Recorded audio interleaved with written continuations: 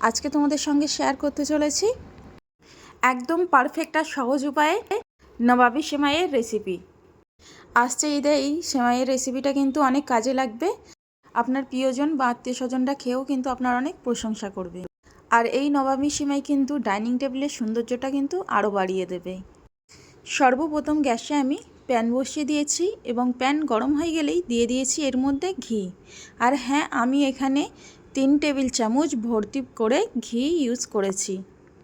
তারপর ঘিটা মেল্ট হয়ে গেলে এখানে আমি দিয়ে দিচ্ছি সিমাই, এবং সিমাইটাকে কিন্তু আমি একদম ভেঙে গুঁড়ো গুঁড়ো করে নিয়েছি।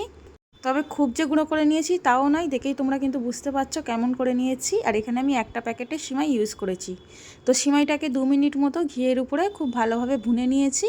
তারপর দিয়ে দিয়েছি এক বাটি পরিমাণ চিনি, আর দিয়ে দিয়েছি হাফ কাপ পরিমাণ দুধ। তোমরা এখানে দুধের বদলে পানিও ইউজ করতে পারো। তো দুধ চিনি দিয়ে 2 মিনিট মতো খুব ভালোভাবে নাড়াচাড়া করে তারপর আবারও 2 মিনিট ঢাকা দিয়ে খুব ভালোভাবে রান্না করে নিয়েছি মিডিয়াম টু লো ফ্লেমে। তো ঢাকনা খুলে কিন্তু 1-2 মিনিট ছাড়া ছাড়া খুব ভালোভাবে কিন্তু নাড়াচাড়া করে দিতে হবে, না হলে কিন্তু তলায় বসে যাওয়ার সম্ভাবনা রয়েছে বা পুড়ে যেতে পারে।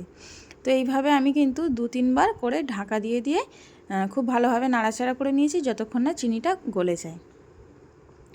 তো আর কিন্তু ঢাকা দেবো না, এবারে খুব ভালোভাবে আরও 2 মিনিট একদম মিডিয়াম টু লো ফ্লেমে সেমাইটাকে আমি খুব ভালোভাবে ভুনা ভুনা করে নিয়েছি। এবার সেমাইটাকে তুলে অন্য জায়গায় ঠান্ডা হতে রেখে দেব। তারপর ওই পাত্রের মধ্যেই আমি এখানে নিয়ে নিয়েছি প্রায় 500 গ্রামের মতো দুধ। এখানে আমি ফুল ক্রিম দুধ ইউজ করেছি।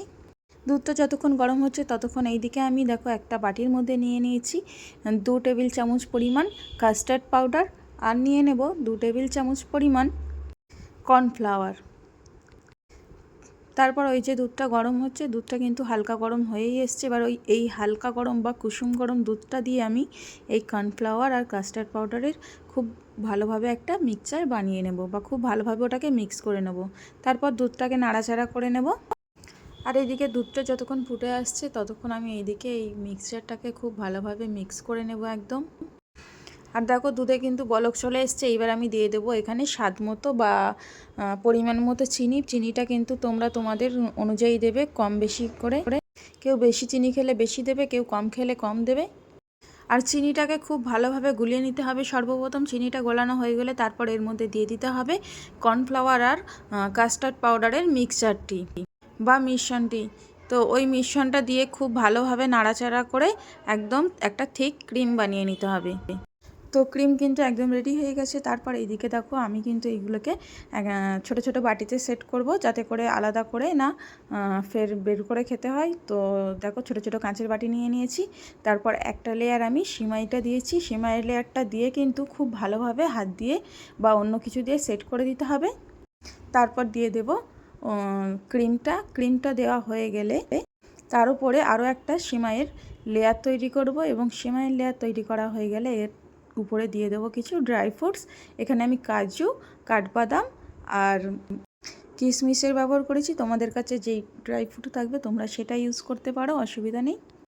তো সেম প্রসেসে কিন্তু আমি সবগুলো করে নিয়েছি। তো একে একে সবগুলো করা রেডি হয়ে গেছে দেখো।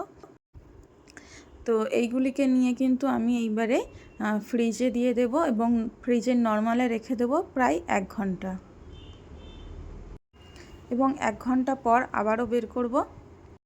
তো দেখো 1 ঘন্টা পর খুব ভালোভাবে সেট হয়ে গেছে।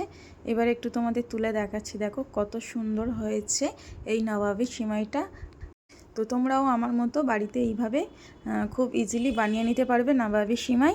আর হ্যাঁ, তোমরা চাইলে বড় কোনো পাত্রে বা কন্টেনারে এটাকে সেট করতে পারো। আর হ্যাঁ, রেসিপিটা কেমন লাগলো অবশ্যই আপনার মূল্যবান মতামতটি কমেন্ট বক্সে রেখে যাবেন। আর হ্যাঁ, ভিডিওটি একটি শেয়ার করে দেবেন। শেয়ার করে আপনার টাইমলাইনে রেখে দেবেন, না হলে কিন্তু পরে বানানোর সময় আবার খুঁজে পাবেন না।